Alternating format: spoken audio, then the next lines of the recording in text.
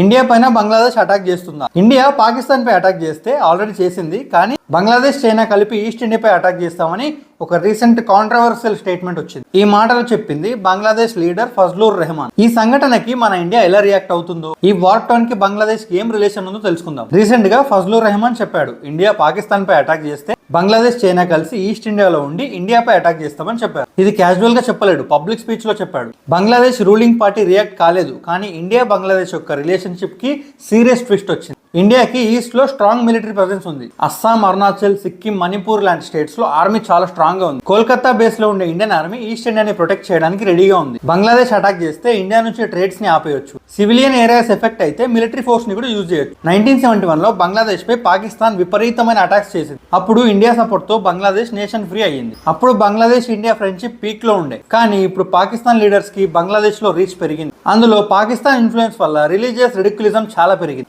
China Bangladesh north east పై attack చేస్తే మొత్తం north ఈస్టే వేరైపోతుంది. అప్పుడు సెవెంత్ సిస్టర్ అనడానికి కూడా ఉండదు. దీని గురించి చెప్తా, నువ్వు ఫాలో ఇంకా సబ్స్క్రైబ్ చేయి. ఇలాంటి ప్రతి సోషల్ ఇష్యూ గురించి ప్రతి ఒక్కరికి అర్థమయ్యే విధంగా చెప్తా. ఈస్ట్ ఇండియాలో ఒక సెన్సిటివ్ పాయింట్ ఉంది, సిలిగురి కారిడార్ అని. దీన్ని చికెన్ నెక్ గా కూడా పిలుస్తారు. మెయిన్ ల్యాండ్ ఇండియా నుంచి సెవెన్ సిస్టర్స్ కి లింక్ ఉంది. ఈ కారిడార్ ని అటాక్ చేస్తే మొత్తం సెవెన్ సిస్టర్స్ విడిపోతాయి. కానీ దీనికి ఇండియా ముందే రెడీ ఉండి హై సెక్యూరిటీని పెట్టింది. అర్థమైంది కదా, థ్రెట్స్ వచ్చినా కూడా అటాక్ చేసినా కూడా ఇండియా చాలా బలంగా రియాక్ట్ అవుతుంది. సెవెన్ సిస్టర్స్ కి ఏమీ కాదు. నార్త్ ఈస్ట్ గురించి ఇన్ఫర్మేషన్ అందరికీ షేర్ చేయండి. ఈ వీడియో నచ్చితే లైక్ చేయండి.